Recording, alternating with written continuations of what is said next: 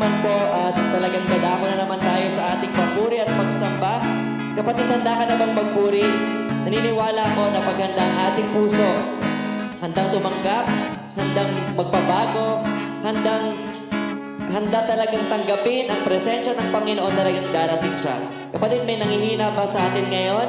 Ikaw na nanonood, anong pakiramdam mo? Kung nanghihina ka, itong awiting ito ay pwede tayong palakasin kasama ng may buong pananampalataya at pagsama ng ating Panginoong Yesus. Manalangin po tayo. Panginoon, banal na Espiritu, kailangan ka namin sa aming kalagitnaan. Holy Spirit, take over us. Patuloy kang kumilos sa aming kalagitnaan. Lord, may you be enthroned sa aming kalagitnaan. Tulungan mo kami. Kasangkapanin mo ang aming mga buhay, ang aming mga labi, ang aming mga puso sa pagsambang ito. Lord, itong awiting ito ay magsilbi namin pong panalangin. Maitanghal ka. More of you, God, and less of ourselves. Mapalakas kami ng mga awiting ito na may kasamang pagsamba sa iyong kabanalan. Hallelujah.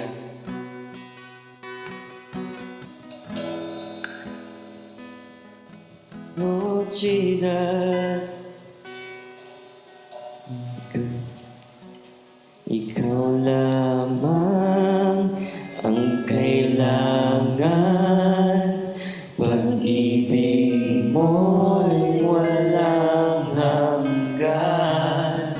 Sapat ang iyong biyaya sa bawat sandali. Ikaw ang lahat sa akin. Minsan pa ikaw lamang. Ikaw lamang ang kailangan. Pag-ibig mo'y walang hanggan. Sapat ang iyong biyaya sa bawat sandali. Ikaw ang lahat sa akin. Saan ba for the last time? Ikaw lamang. Ikaw lamang ang kailangan. Pag-ibig mo'y walang hanggan. Sapat ng iyong biyaya sa bawat sandali. Ikaw ang lahat sa akin. Ikaw lamang ang kailangan. Pag-ibig mo'y walang hanggan. Sapat na iyong biyaya sa bawat sandali. Ikaw ang lahat sa akin.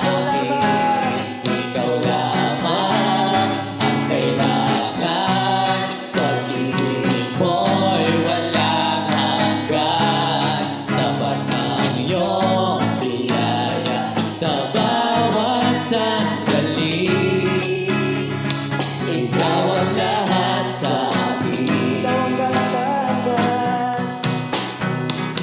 Ikaw ang kalakasan sa oras ng kanila.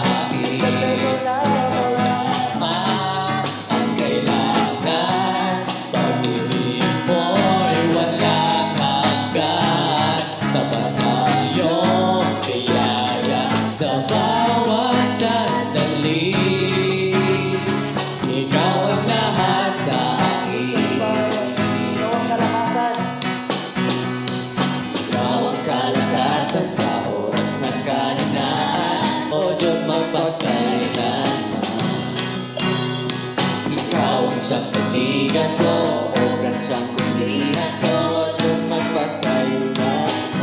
Minsan pa ikaw lang. Ikaw ang kalakasan sa oras ng kahinaan, O Diyos magpagkailanman. Ikaw ang siyang saligan ko, ugat siyang kulihan ko, Diyos magpagkailanman. Ikaw lamang ang kailangan, pag-ibig mo'y walang hanggan. Sapat na iyong biyaya sa bawat sandali. Ikaw ang lahat sa akin, ikaw lamang ang kailangan. Mo'y walang hanggan. Sapat na iyong biyaya sa bawat sandali. Ikaw ang lahat sa akin, ikaw lamang ang kailangan. Pag-ibig mo'y walang hanggan. Sapat na iyong biyaya sa bawat sandali. Ikaw ang lahat sa akin, ikaw lamang ang kailangan. Pag-ibig mo'y walang hanggan. Sapat na iyong biyaya sa bawat sandali. Ikaw ang lahat sa akin, ikaw ang lahat sa akin, ikaw ang lahat sa akin, ikaw ang lahat sa akin. Oh, thank you God, salamat. Ikaw ang lakas, ikaw ang buhay. Panginoon, sa'yo nagmumula ang buhay at lakas. Panginoon, sa'yo nagmumula ang buhay at lakas. Sa'yo nagmumula ang tunay na kagalakan at kalakasan. Kaya Panginoon, patuloy kaming magpupuri. Gamitin niyo kami, Panginoon, mightily in your kingdom, God. Gamitin niyo kami, Panginoon, kasangkapanin niyo kami according to your will, according to your purpose. Hallelujah, God. Oh, Jesus.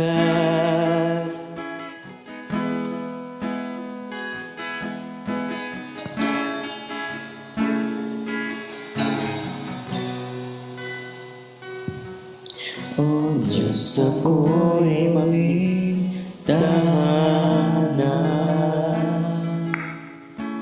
tirahan ng iyong kabanalan, kaya aking buhay pinagkakalob sa'yo.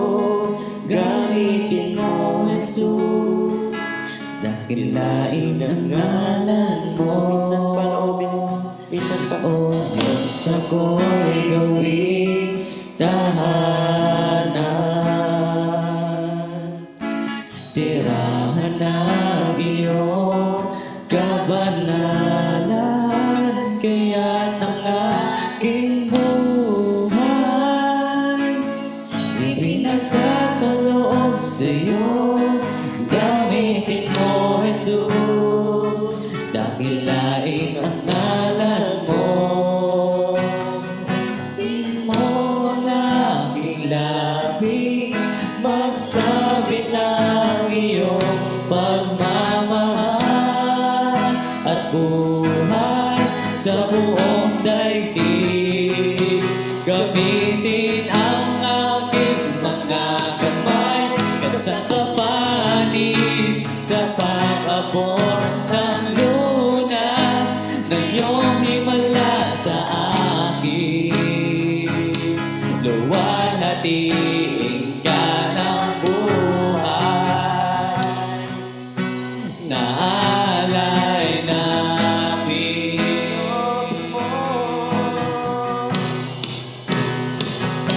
Loobin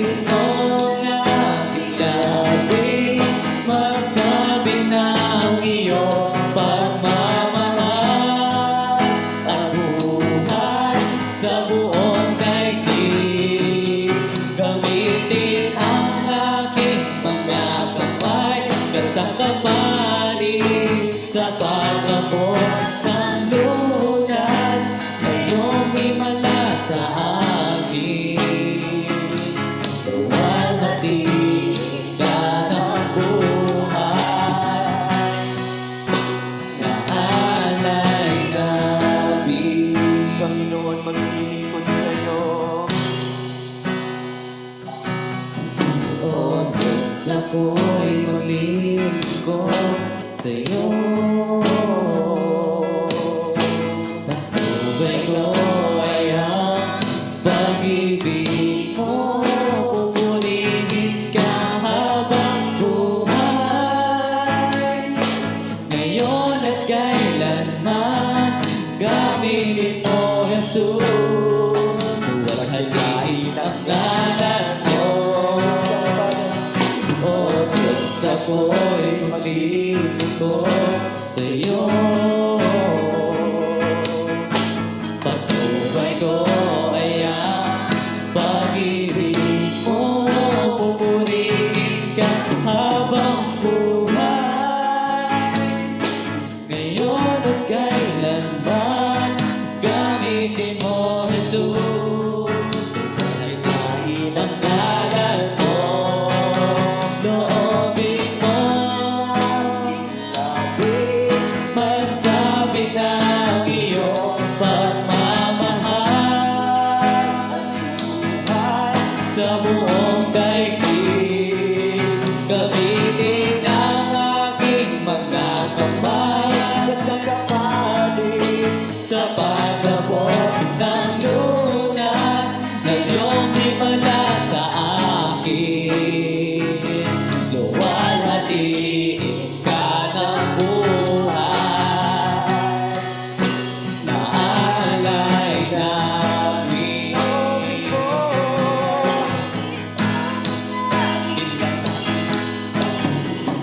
Sabi ng iyong pagmamahal at buhay sa buong daigdig.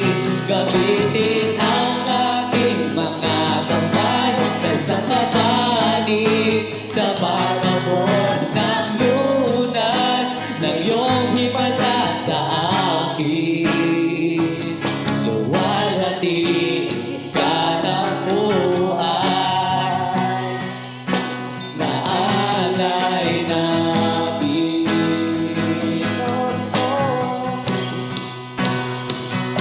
Loobin mo ang aking labig, magsabi ng iyong pagmamahal at buhay sa buong daigdig. Gamitin ang aking mga kamay kasangkapanin sa pag-abot ng lunas ng iyong himala sa akin. Luwalhatiin ka ng buhay na alay namin. Lord, with all our hearts. Kung aking iisipin, pagliligtas mo sa akin, di lang ito para sa akin. Kung aking iisipin, pagliligtas mo sa akin, di lang ito para sa akin. Kung aking iisipin, pagliligtas mo sa akin, di lang ito para sa akin. Kung aking iisipin, pagliligtas mo sa akin, di lang ito para sa akin. Kung aking iisipin, pagliligtas mo sa akin, di lang ito para sa akin. Kung aking iisipin, pagliligtas mo sa akin, di lang ito para sa akin. Loobin mo ang aking labig, magsabi ng iyong pagmamahal at buhay sa buong daigdig.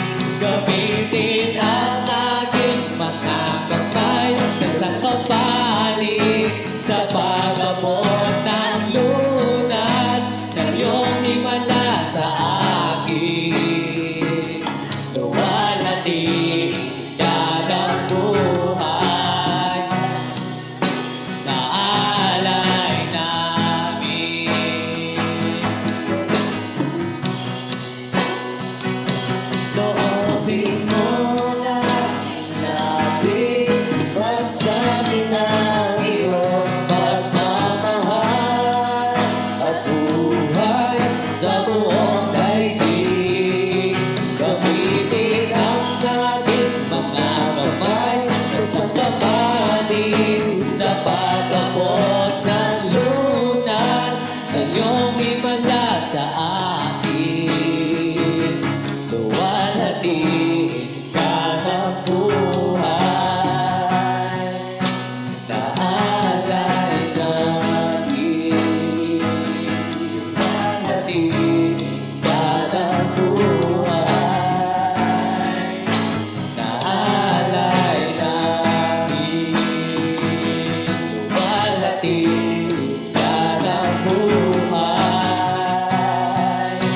na alay namin.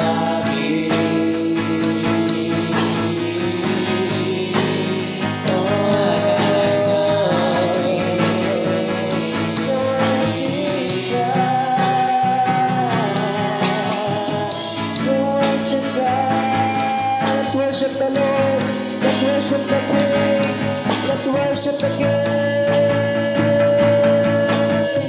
Hallelujah. Tinataas ang pangalan ko. Pinupuri.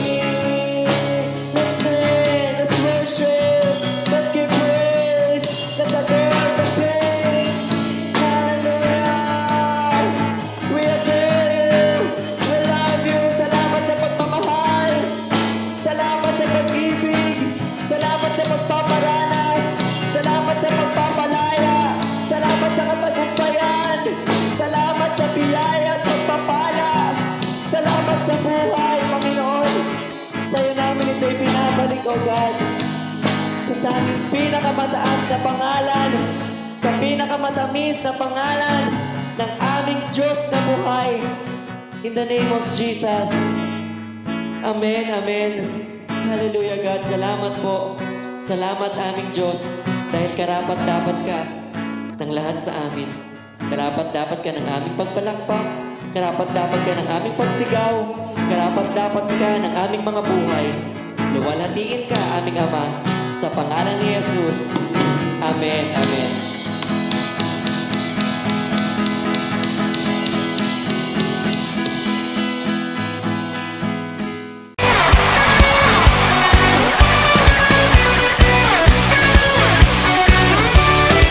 Shalom mga kapatid! Mapagpalang gabi po sa bawat isa sa inyo. Muli, ito yung araw, oras ng ating Thursday prayer meeting ngayon. Isa pong blessing sa atin muli na makapakinig ng salita ng Diyos. Sama-sama tayong mananalangin at magsasagawa ng ating mga natutunan araw-araw sa pamamagitan ng pagsama ng Panginoon Diyos sa atin. Amen. Mga kapatid, simulan ko po sa 2 Corinthians chapter 7 verse 10. Tagalog po. Sapagkat ang kalungkutan ayon sa kalooban ng Diyos ay nagdadala sa atin ng pagsisisi at nagdudulot ng kaligtasan. Hindi pinagsisisihan ng ganitong kalungkutan, ngunit ang kalungkutan ng mga taong makamundo ay nagdadala sa kanila sa kamatayan. Amen. Ang pamagat po ng aking ibabahagi ay remorse. Ang Tagalog po ay mataos na pagsisisi. Pagdadalang sisi. Tayo po ay manalangin. Amang Diyos, Jesus, Banal na Espiritu, we acknowledge your mighty presence right now. Magmuna ka po sa akin. Ang nais mo po ang marinig ng bawat isa. Fertile our mind upang maitanim po sa aming kaisipan ang iyong mga salita. Open our spiritual ears to hear the truth, and the truth shall set us free. Tinatanggap na po namin ang karunungan at kaalaman mula sa iyong trono ngayon. In Jesus' mighty name, Amen. Ang kwento po tungkol sa pariseo at sa maniningil ng buwis. Hango po sa aklat ng Lucas chapter 18 verse 9 to 14. Verse 9.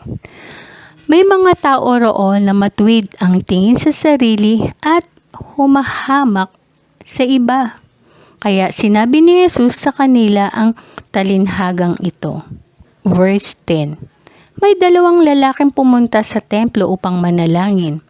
Ang isa'y pariseo at ang isa'y maniningil ng buwis. Verse 11. Tumayo ang pariseo at nanalangin tungkol sa kanyang sarili. Sinabi niya, O Diyos, nagpapasalamat ako sa iyo dahil hindi ako katulad ng iba na magnanakaw, mandaraya, at mangangalunya. O katulad ng maniningil ng buwis na iyon. Verse 12. 2 beses akong nag-aayuno sa isang linggo at nagbibigay ako ng ikapu ng lahat ng kinikita ko. Verse 13. Ang maniningil naman ng buwis ay nakatayo sa malayo at hindi man lang makatingala sa langit. Dinadagukan niya ang kanyang dibdib at sinasabi, Diyos ko, mahabag po kayo sa akin na isang makasalanan. Verse 14. Sinabi ko sa inyo na ang maniningil ng buwis na iyon ang umuwing itinuring ng matuwid ng Diyos. Ngunit ang pariseo ay hindi, sapagkat ang nagpapakataas ay ng kanyang sarili ay ibababa at ang nagpapakababa ay itataas. Sa English naman po, Luke chapter 18 verse 9 to 14. Jesus taught this parable to those who were convinced they were morally upright and those who trusted in their own virtue, yet looked down on others with disgust. Once there were two men who went into the temple to pray. One was a proud religious leader, the other a despised tax collector. The religious leader stood apart from the others and prayed, How I thank you, O God, that I am not wicked like everyone else. They are cheaters, swindlers, and crooks, like that tax collector over there. God, you know that I never cheat or commit adultery. I fast from food twice a week, and I give you a tenth of all I make. The tax collector stood off alone in the corner, away from the holy place, and covered his face in his hands, feeling that he was unworthy to even look up to God. Beating his breast, he sobbed with brokenness and tears, saying, God, please in your mercy and because of the blood of sacrifice, forgive me, for I am nothing but the most miserable of all sinners. Which one of them left for whom that they made right with God? It was the humble tax collector and not the religious leader. For everyone who praises himself will one day be humiliated before all. And everyone who humbles himself will one day be lifted up and honored before all.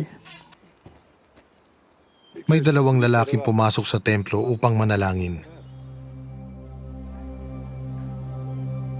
Ang isa ay pariseo at ang isa ay maniningil ng buwis. Tumayo ang pariseo at nanalangin ng ganito tungkol sa kanyang sarili. O Diyos, nagpapasalamat ako sa iyo sapagkat hindi ako katulad ng iba na mga magnanakaw, mandaraya, mangangalunya o kaya'y katulad ng maniningil ng buwis na ito. 2 beses ako nag-aayuno sa loob ng sanlinggo at nagbibigay rin ako ng 10 bahagi mula sa lahat ng aking kinikita. Samantala ang maniningil ng buwis na may nakatayo sa malayo at di man lamang makatingin sa langit. Dinadagukan niya ang kanyang dibdib at sinasabi, "O Diyos, mahabag po kayo sa akin na isang makasalanan." Sinasabi ko sa inyo, ang lalaking ito'y umuwing pinatawad sa kanyang mga kasalanan. Ngunit ang una ay hindi, sapagkat ang sino mang nagmamataas ay ibababa at ang nagpapakumbaba ay tataas. Tanong, paano ka ba manalangin? Katulad ka ba ng pariseo o tax collector? Ang panalangin ay simple lang. Pakikipag-usap sa Panginoon galing sa puso. It is a two-way telephone line to glory. Panalangin po sa Biblia na sa Mateo 6, verse 9 to 13. Pinaiksi po to para matandaan po natin. 4 letters. Acts, acronym, acronym. A for adoration, praise and worship of God. C, confession, repentance of every known sin. T, thanksgiving, being thankful for everything and every situation we have. 4, S, supplication, intercession, request, petition, and desire. Amen. Causes of failure. 3 prayers unanswered. Number 1, disobedience. Number 2, secret sin. Number 3, neglect of mercy. Ang pagsaway ng mga Israelita, hindi sumunod sa kanilang leader. Sinuway ang mga utos ni Yahweh. Sinabi sa Deuteronomy chapter 1 verse 45, "Dumaing kayo kay Yahweh, ngunit hindi niya kayo dininig." Secret sin. Sabi sa Awit 66 verse 18, "Kung sa kasalanan ako'y magtutuloy, hindi ako diringgin nitong Panginoon." Neglect of mercy. Example po dyan yung Good Samaritan. Yung dalawa po, nakita na yung nakahandusay. Yung isa, lumihis. Yung isa, dumaan, nilagpasan lang yung nakahandusay. Sabi sa Kawikaan 21 verse 13, "Ang hindi pumansin sa hibik ng mahirap, darating din balang araw, ngunit walang lilingap." Universe prayers. Unwise prayer. Guilty po ako dyan dahil ipanalangin ako. Na-overcome ko yung kasalanan na yun. Siyempre, gusto ko wag nang magkasala no? Kaya ito yung naging panalangin ko. Panginoon, kung magkakasala ako, mamatay na lang ako para hindi na ako magkasala kasi yang na po ako sa inyo. Unwise prayer po pala yan. At meron po akong i-share sa inyo. 3 pong sila. Si Moses, si Elias, at si Jonas. Si Moses po, yan po yung unwise prayer nila. Sa Bilang chapter 11 verse 15, ito po yung panalangin ni Moses. "Kung ganito lang po ang pagtatrato ninyo sa akin, patayin na lang ninyo ako ngayon. Kung nalulugod kayo sa akin, huwag na ninyo akong pabayaan magdusa." Si Elias naman, may natanggap siyang sulat kay Reyna Jezebel, death threat. So natakot siya. Kaya ito yung panalangin niya sa Unang Hari, chapter 19, verse 4. Nanalangin ng ganito, "Yahweh, kunin na po ninyo ako. Ako po ay hirap na, nais ko na pong mamatay." Si Jonas, nagalit si Jonas sa pagkahabag ng Panginoon sa Nineveh. Jonas chapter 4 verse 3.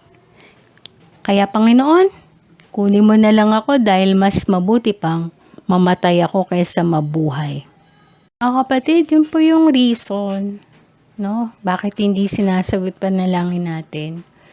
No, dahil may disobedient, secret sin, neglect of mercy. Yan po yung mga example na shinare ko, no? At yung panalangin ng lahat, no? Unwise prayer talaga, hindi tama, no? Pero ang Panginoon ay mabuti, no? Kapag dalisay ang puso mo, true prayers heard. Number 1, sabi po sa Kawikaan chapter 15 verse 29, pinakikinggan ng Diyos ang daing ng matuwid, ngunit ang panawagan ng masama ay hindi dinirinig. Amen? Number 2, Deuteronomy chapter 28 verse 6, pagpapalain niya ang lahat ng ginagawa niyo. Amen? Thank you, Lord. At number 3, Zacarias chapter 10 verse 6, parang walang nangyaring anuman. Akong si Yahweh ang kanyang Diyos, aking diringgin ang kanilang dalangin. Amen? Ay yung assurance na kapag dalisay ang puso natin, madidinig ng Diyos lahat ng panalangin niya at sasagutin niya tayo. Amen? Balik po tayo sa storya ng dalawang nanalangin. Sa Lucas chapter 18. Ang pariseo at ang maniningil ng buwis sa verse 10 to 13. Nalaman po natin yung dalawang klaseng panalangin, no? Isang pariseo at isang maniningil ng buwis. Yung pariseo, no? Talagang tumayo siyang nanalangin, no? Hindi siya nahihiya. Tingin sa sarili niya, matuwid siya. Mayabang. Hinahamak ng iba. At nagtuturo pa siya. No? Kakabag tong pariseyong to. Ngunit, ang maniningil ng buwis, no? Diyan ko po kinuha yung yung pamagat remorse. No? Mataos na pagsisisi. Yan. So, yan po yung ginawa ng maniningil na buwis na yan. Nag-isa siya sa sulok. No? Tinakpan niya yung kanyang kamay, yung kanyang muka. No? Inamin na siya ay hindi karapat-dapat, hindi siya makatingin sa langit. Dinadagukan niya po yung kanyang dibdib. No? Umiiyak siya. No? At inacknowledge niya yung dugo ng Panginoong Jesus. No? At talagang humingi siya ng habag sa Panginoong Diyos. So, inamin niya na siya ay makasalanan at walang halaga. Amen? May nakuha po akong 3 katotohanan Remorse. Number 1. True repentance. Sabi po sa Salmo, verse 32, ngunit sa wakas ipinagtapat ko ang aking mga kasalanan sa inyo. Hindi ko na ito itinago pa. Sinabi nga sa sarili ko, ipagtatapat ko na ang aking mga kasalanan sa Panginoon at pinatawad niya ako. Amen? Number 2. Live us with no regrets.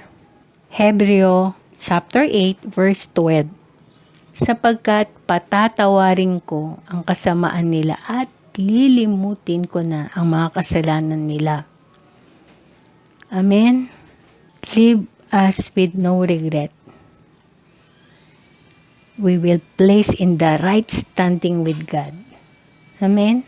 Number 3. Walk into righteousness. Nasa unang Juan, chapter 3, verse 9. Ang sino man naging anak ng Diyos ay hindi na nagpapatuloy sa kasalanan dahil ang katangian ng Diyos ay nasa kanya na. At dahil nga Diyos ang kanyang Ama, hindi na siya nagpapatuloy sa kasalanan. Sabi nga sa salita ng Diyos the prayer of a righteous avail much. Amen? Ang panguli po, conclusion. Christians are called to pray and work for continual advance of God's kingdom on earth. Ikaw at ako, tayong lahat ay makakalapit sa Panginoon Diyos. Dudulog tayo at magiging, man ang ating mga panalangin, magiging mabangong samyo sa ating Diyos, no? Makakarating sa trono ng ating Panginoon. Amen? Remorse. True repentance. Live us with no regrets. Walk into your righteousness. Tayo po ay manalangin. Amang Diyos, sa iyong kabutihan, O Diyos, nagpupurit, nagpapasalamat kami, O Diyos, sa aming natanggap ang katotohanan na iyong salita, Panginoon o God. Hallelujah. Maging kagamit-gamit ang aming buhay, O Diyos, para sa aming idudulog sa iyo, Panginoon o God.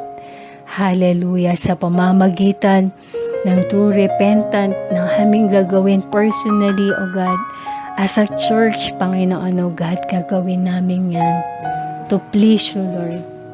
In the name of Jesus, O God. Maging ang aming buhay, O Lord God, we will live us with no regrets, Lord. Hallelujah. Dahil alam namin, O God, naka-place kami sa tama. Hallelujah sa iyo, Panginoon, O God. In the name of Jesus, O God. Hallelujah. Hallelujah. At Lord, we will walk into your righteousness, Panginoon, O God. Dahil kami ay anak mo, Panginoon, O God. Hallelujah, hallelujah. Mabuti ka, tapat ka, Panginoon, O God. Hallelujah. Wala na pong hadlang ang paglapit namin sa iyo upang idulog ang aming mga panalangin, Panginoon, O God. Hallelujah, Lord. Salamat sa karunungan, kaalaman na natamo namin ngayon, Panginoon o God. Panibagong sigla, panibagong lakas, Lord. Encouragement na natanggap namin mula sa trono mo, Panginoon Diyos. Salamat po sa iyong katapatan, Panginoon o God. Banal na Espiritu, tulungan niyo po kami, turuan niyo po kami manalangin, O Diyos. Sama-sama kaming mananalangin, O Diyos, sa iyong harapan, O Lord God. Hallelujah. Para sa aming bansa, para sa aming iglesia, aming church, O God. Hallelujah. Hallelujah. Maging ang aming pamilya, idudulog namin sa iyo, Panginoon. Dahil Lord, yan yung gustong-gusto mo, yan yung kalooban mo, Panginoon o God, na sama-sama kaming nananalangin, O Diyos. Maraming salamat po, Panginoon. Tanging sa iyo lang po ang pinakamataas na papuri, pinakamataas na pagsamba. Ito po ang aming panalangin. Tanging pangalan ni Jesus na yung bugto mong anak. Amen. Amen. Amen.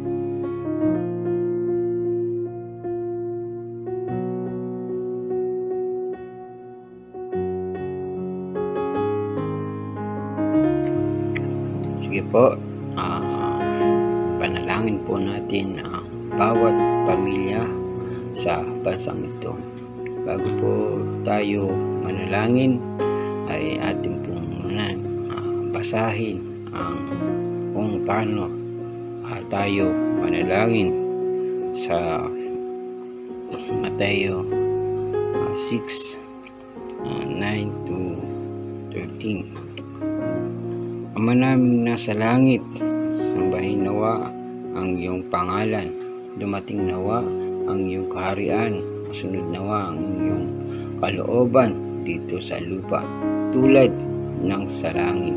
Bigyan mo kami ng aming pagkain sa araw-araw at patawarin mo kami sa aming mga kasalanan, tulad ng pagpapatawad namin sa mga nagkasala sa amin.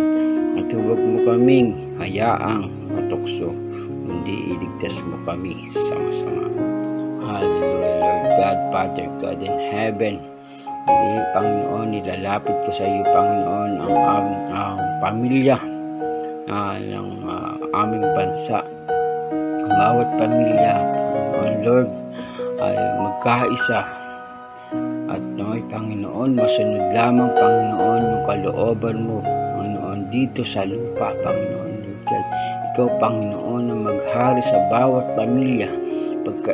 Magkaisa ang bawat pamilya, Panginoon, Lord God. Pagbuklurin mo, Panginoon, ang bawat pamilya sa bansang ito, Panginoon, at bigyan mo, Panginoon, ng pagkain na nanggagaling sa iyo, Panginoon, Lord God, upang hindi magutom ang bawat pamilya sa bansang ito, Panginoon, Lord God. Punuin mo, Panginoon, ang hapagkainan ng bawat pamilya, Panginoon. Pagyamanin mo, Panginoon, ang aming bansa, Panginoon, Lord God. Hallelujah, Lord.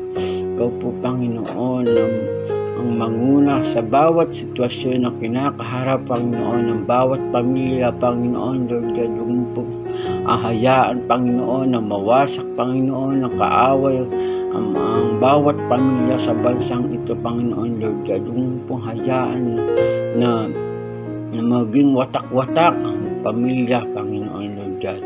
At pagyamahan mo po, Panginoon, ang aming bansa, Panginoon, Lord God. At huwag mo pong hayaan na magkahiwa-hiwalay, Panginoon, ang bawat pamilya. At naway, Panginoon, Lord, pag-isahin mo ang bawat pamilya sa bansang ito, Panginoon, Lord God. At patawarin mo po kami, Panginoon, sa aming mga kasalanan. Ang bawat pamilya na nagkakasala, Panginoon, Lord God, ay patawarin mo po, Panginoon, Lord. Iligtas mo po kami, Panginoon, sa anumang pakana ng kaaway, Panginoon, Lord God. Alisin mo, Panginoon, yung mga sitwasyon na humaharang sa bawat pamilya, Panginoon, Lord God. Hallelujah, Lord God. Patawarin mo po, Panginoon, ang kaming lahat, Panginoon, sa aming mga kasalanan, Panginoon, Lord God, sa isip, sa salita, at sa gawa, at iligtas mo po kami, Panginoon, sa anumang pakana ng kaaway, Panginoon, Lord God. Ang lahat, Panginoon, ng mga kabataan, Panginoon, Lord, bigyan mo sila, Panginoon, ng karunungan na nanggagaling sa iyo, Panginoon, Lord God, upang ang lahat ng kanilang pinag-aaralan, Panginoon, ay kanilang matutunan. Makasabay sila, Panginoon, sa anumang kanilang pinag-aaralan, Panginoon, at ang lahat ng mga magulang na gumagabay sa kanilang pag-aaral, Panginoon, Lord, bigyan mo sila, Panginoon, ng lakas ng pangangatawan, tamang pag-iisip, karunungan na nanggagaling sa iyo upang, Panginoon, ay magabayan nila, Panginoon, ng kanilang mga anak, Panginoon, na nag-aaral, Panginoon, Lord God. Hallelujah. Bigyan mo sila, Panginoon, ng mahabang pasensya, Panginoon, Lord God, sa kanilang ginagawa, Panginoon. At ang lahat, Panginoon, na mga magulang na nagtatrabaho, Panginoon, Lord, patuloy mo silang ingatan, proteksyonan mo sila, Panginoon, sa virus na kumakalat sa bansang ito, Panginoon, Lord God, in Jesus' name. At ang lahat na may karamdaman sa bawat pamilya sa bansang ito, Panginoon, Lord, nadalangin ko, Panginoon, ang kagalingan ng bawat isa sa pamilya, Panginoon, Lord God, in Jesus' name, O God. Ikaw po, Panginoon, na mag-ingat sa lahat ng pamilya na sa bansang ito, Panginoon. Proteksyonan mo, Panginoon, ang bawat pamilya, O God. Huwag mo po, Panginoon, hayaan na masira ang bawat pamilya sa bansang ito, Panginoon, O God. Lord, cover mo, Panginoon, ang bawat pamilya. Cover mo, Panginoon, ng banal mong dugo, O God, sa virus na kumakalat, Panginoon, sa bansang ito, O God.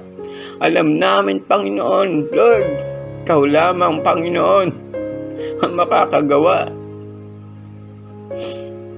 ng bawat sitwasyon na aming kinakaharap. Ikaw lamang, Panginoon, ang makakalutas ng sitwasyon na habang bawat kinakaharap namin, ikaw lamang, Panginoon,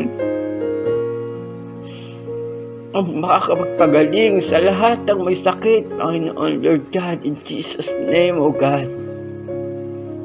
Hallelujah, Lord God.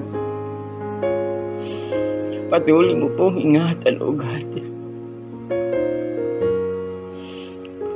ang bawat pagulang na gumagabay sa kanilang mga anak, Panginoon, upang magampanan nila, Panginoon, ang kanilang tungkulin, O God. Hallelujah. Maraming salamat, Panginoon, sa paggabay mo sa amin, sa pagproteksyon mo sa amin, Panginoon, Lord God. Hallelujah. Lord God, hallelujah, Lord God. Ikaw po, Panginoon, ang manguna sa bawat pamilya sa bansang ito, Panginoon, Lord God. Maraming salamat, Panginoon. Di mo kami pinapabayaan. Di mo kami iniiwan sa anumang sitwasyon na aming kinakaharap, Panginoon, Lord God. Lord God, Lord, huwag mo pong hayaan na masira, Panginoon, ang bawat pamilya sa bansang ito, Panginoon.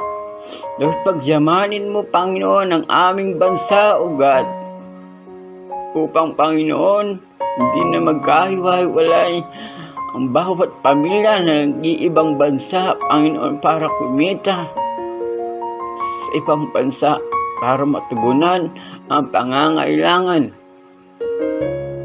ng bawat pamilya. Pagyamanin mo, Panginoon, ang bansang ito, O God, upang dito kami bersama-sama sa bansang ito at hindi nagkakahiwalay. Panginoon,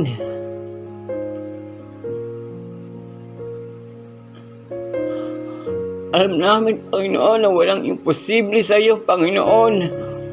Alam namin, Panginoon, na ikaw lamang, Panginoon, ang makakagawa, Panginoon, ng lahat ng mga bagay sa bawat isa, Panginoon, Lord God. Panginoon, maraming salamat po, Panginoon, sa buhay at kalakasan, kapayapaan, kainahunan, katatagan, karunungan na nagagaling sa iyo, Panginoon. Patuloy mo po, Panginoon, ingatan ang mga leaders, mga elders, mga pastor na walang sawang gumagabay